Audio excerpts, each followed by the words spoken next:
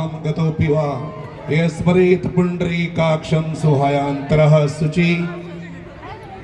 आज के इस सुंदर माहौल में भगवान इंद्र भी आपसे सबसे प्रसन्न हुए और जल की बूंदें फेंक करके आप सबको अंदर से और बाहर से पवित्र कर दिया। आप सब लोग साधुवाद के पात्र हैं।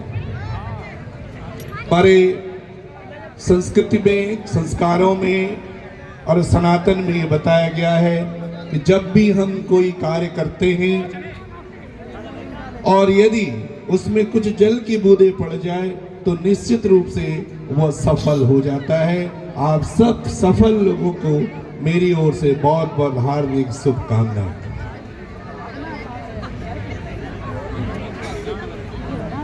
यहाँ से लेकर के वहाँ जहाँ लाइटें लग रही है, ऐसा लग रहा है ये लाइटें भी पहाड़ की ही जैसी लग रही है और वहाँ तक कुछ नजरें भी ये महसूस कर रही कि शायद हिमालय टूट करके यहाँ आ चुका है। ऐसे सुंदर माहौल में अपने को आपके बीच पा करके मैं अपने को गौरवान्वित महसूस कर रहा हूँ।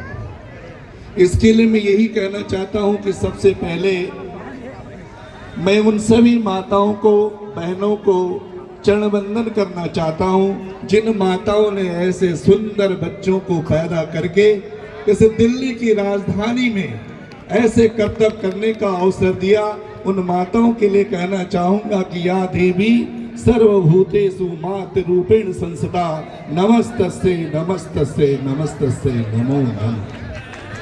पहाड़ की माताएं कठिन परिस्थितियों में काम करके अपने बच्चों को, आज चाहे यूके हो, चाहे स्विट्जरलैंड हो, चाहे किसी भी कंट्री में, आज पहाड़ का बंदा, अपने को हम गौरवित महसूस करते हैं कि पौड़ी हमारा एक बहुत छोटा सा डिस्ट्रिक्ट है जहाँ के 6 बड़े बड़े अधिकारी, चाहे वो धस्माना जी हो, चाहे भट्ट जी हो, चाहे बिपिन रावत जी हो, आज हमारे बीच में नहीं है। इस देश को लीडिंग करते हैं। तो ये सब इन लीडरों को भी मैं प्रणाम करता हूँ जो इस ऐसे शहर में इतना सुंदर, मैं लगभग आज आप लोगों की आवाज़ से परम श्रद्धेय हमारे पंडित जी मिश्रा जी, उनकी अर्धांगिनी और सभी भगनियों के आवाहन पर मैं प्रयागराज से आप लोगों के बीच में पहुंचा हुआ हूं। मैं प्रयागराज से 2 उद्देश्य से आया हूं। एक तो अपने पहाड़ का लगाव और दूसरा विश्व का सबसे बड़ा लगने वाला महाकुंभ इस बार प्रयागराज में लग रहा है और हम पहाड़ियों को भी ऐसा, आप लोगों के आवाज से ऐसा अवसर मिला कि 2025 में प्रयागराज में होने वाला जो कुंभ है उसको भी एक उत्तर प्रदेश के योगी आदित्यनाथ जी और एक हिमालय के योगी मिलकर के उसको संपन्न करने जा रहे हैं। तो मैं आप सबको उसका आमंत्रण देने के लिए आया हूँ। आप हमारा आमंत्रण स्वीकार करेंगे? 13 जनवरी, 29 जनवरी और 3 फरवरी और 26 फरवरी में लगने वाले उस कुंभ के मेले में आप सबकी मैं उपस्थिति चाहूंगा और आपके लिए 4 एकड़ जगह में सारे पर्णकुटी, जो जिस टाइप का स्टैंडर्ड है, आजकल के नए बच्चे जो मोबाइल चलाएंगे, व्हाट्सएप चलाएंगे, इंस्टाग्राम चलाएंगे, उनके लिए उसी प्रकार की व्यवस्था, जो ये भगत लोग जो खिचड़ी खाएंगे धोती पहन के, उनके लिए पर्णकुटी की व्यवस्था करके हम लोगों ने आपकी व्यवस्था कर रखी है। आप सभी लोग आए। दूसरा जो हमारा कल्चर है, जिसको हम संस्कृति कहते हैं, आज शायद बहुत सारे हमारे उत्तराखंड के लोगों ने पूरे भारत में पहाड़ का जो कल्चर है वो जो दिया है, उस कल्चर के लिए भी मैंने 60 बाय 60 का मंच बनाया है। आप जितने भी कलाकार हैं जो जितना थिरकना चाहते हैं, लगभग विश्व के 60 करोड़ लोग आएंगे। उनमें हमारे पहाड़ की संस्कृति, हमारे परिधान वो लेकर के जाएंगे। ऐसे में व्यवस्था करके आया। माय डियर स्टूडेंट्स, बहुत छोटे छोटे बच्चे यहाँ पर दिखाई दे, सारे विद्यार्थी हैं।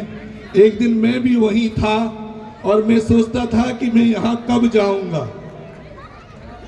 बड़ी इच्छा होती थी, पीछे छुपते थे लोग, धक्के देके नीचे फेंक देते थे, फिर किनारे से कोशिश करते थे, आने नहीं देते थे।